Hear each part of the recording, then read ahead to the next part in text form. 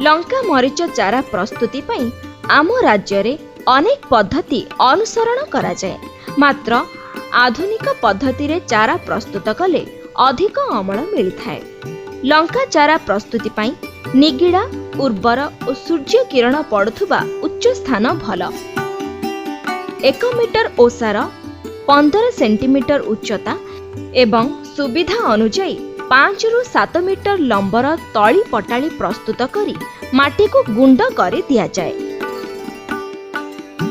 1 Hector जमी रे लंका चाष करिबा पई 70 रु 80 वर्गमीटर तली कियारी आवश्यक।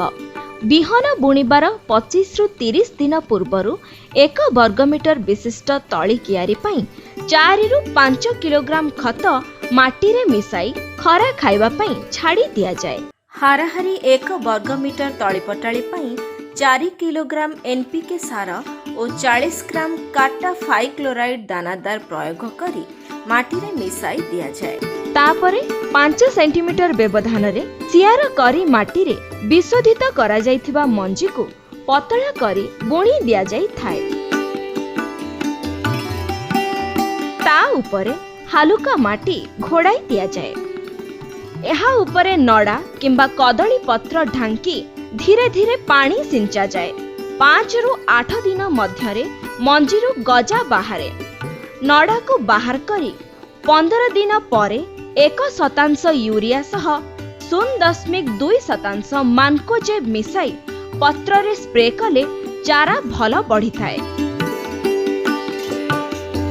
उपयुक्त जत्न और रक्षणाबेक्षण फल रे 30 रु 40 दिन मध्यरे चारा गुड़िक रोपण उपयोगी हो जाती। सेगुड़िकर चेर को 1 लिटर पानी रे 1 ग्राम भिटाभाक्स और 1 ग्राम प्लांटोमाइसिन मिश्रित द्रवण रे 30 मिनिट बुड़ाई रोपण कले जमी रे प्राय मासे जाए रोगपोक लागंती नाही।